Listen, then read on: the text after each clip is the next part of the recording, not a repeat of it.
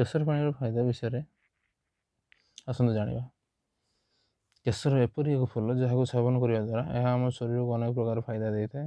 ବଜାରରେ ଏହାର ମୂଲ୍ୟ ଖୁବ୍ ଅଧିକ ଥାଏ, କାରଣ ଏହି କେଶରର ଅନେକ ପ୍ରକାର ଔଷଧୀୟ ଗୁଣ ରହିଥାଏ, ଯାହାକି ଆମ ଶରୀରକୁ ବିଭିନ୍ନ ପ୍ରକାର ସମସ୍ୟାରୁ ରକ୍ଷା କରିଥାଏ।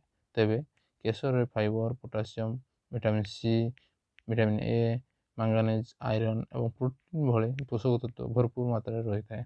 ତେବେ କେଶରକୁ ସାଧାରଣତଃ କ୍ଷୀର, ହାଲୁଆ, ମିଠା ପରି ଜିନିଷରେ ମିଶାଇ ଯାଇଥାଏ। କିନ୍ତୁ ଆପଣମାନେ ଜାଣିଛନ୍ତି କି କେଶରକୁ ପାଣି ସହ ମଧ୍ୟ ମିଶ୍ରଣ କରି ସେବନ କରାଯାଏ, ଯାହାଦ୍ୱାରା ଏହା ଅନେକ ପ୍ରକାର ଫାଇଦା ଦେଇଥାଏ।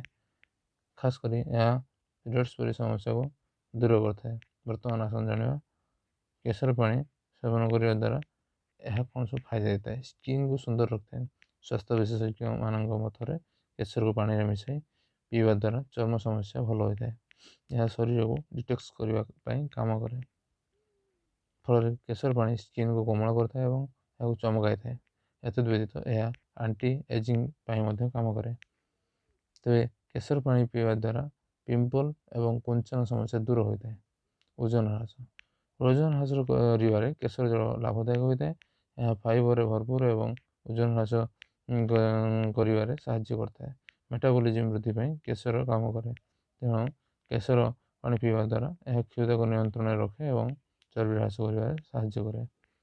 ପିରିୟଡ଼୍ସ ପାଇଁ ଲାଭଦାୟକ ହୋଇଥାଏ। କେଶର ପାଣି ପିଇବା ଦ୍ୱାରା ପିରିୟଡ଼୍ସ ବା ଋତୁସ୍ରାବ ପାଇଁ ଲାଭଦାୟକ ହୋଇଥାଏ। ଏହା ହରମୋନ୍ ସନ୍ତୁଳନ କରିବା ପାଇଁ କାମ କରେ।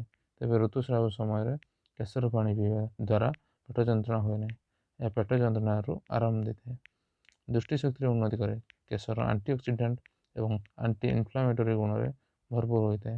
ଏହା ଦୃଷ୍ଟିଶକ୍ତି ବୃଦ୍ଧି ପାଇଁ କାମ କରେ। ପାଣି ସହିତ କେଶର ପିଇବା ଦ୍ୱାରା ଦୃଷ୍ଟିଶକ୍ତି ବୃଦ୍ଧି ହୋଇଥାଏ।